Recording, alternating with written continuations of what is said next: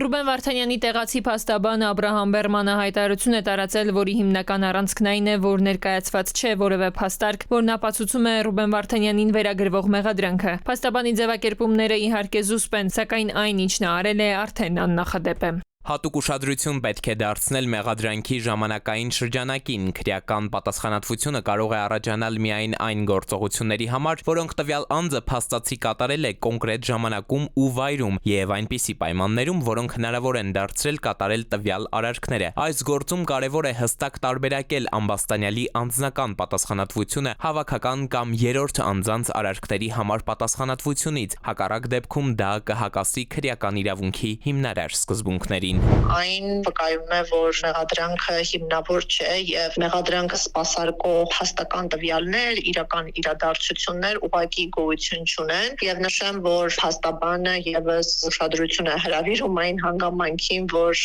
այստեղ անհատական պատասխանատվության սկզբունքն է խախտվում, այստեղ օգտագործում են հավաքական դեպքեր, իրադարձություններ։ Փաստաբան Սիրանուշ Սահակյանը դարձյալ անդրադառնում է օրեր առաջ հրապարակված Վարդանյանի մեղադրական եզրակացության 200 էջանոց հատվածին։ Ասում է, այստեղ Արցախի հանրապետությունը, որտեղ ապրում էր մոտ 150,000 հայ, որակվում է որպես հանցավոր կազմակերպություն, իսկ Ռուբեն Վարդանյանի հայկական ծագումը բացառապես որպես մեղքի հիմնական ապացույց է ծառայում։ Հետադարձ քրեականացվում է քաղաքական միավորը, որը տասնամյակներ շարունակ ներգրավված է եղել ԵԱԿ Մինսկի խմբի բանակցություններում։ Ռուբեն Վարդանյանը պատասխանատու է համարվում այն իրադարձությունների համար, որոնք տեղի են ունեցել նրա Արցախ ժամանելուց մինչև 30 տարի առաջ, ընդ որում որևէ ապացույց չկա, որ նա թեկուզ նվազագույն առնչություն է ունեցել առաջադրված մեղադրանքներին։ Ըստ էության մեղադրանքում գնահատականներ են տրվում հենց Արցախի ինքնորոշմանը եւ դրա հետևանքով պետական կառույցների գործունեությանը եւ հասարակության գործունեությանը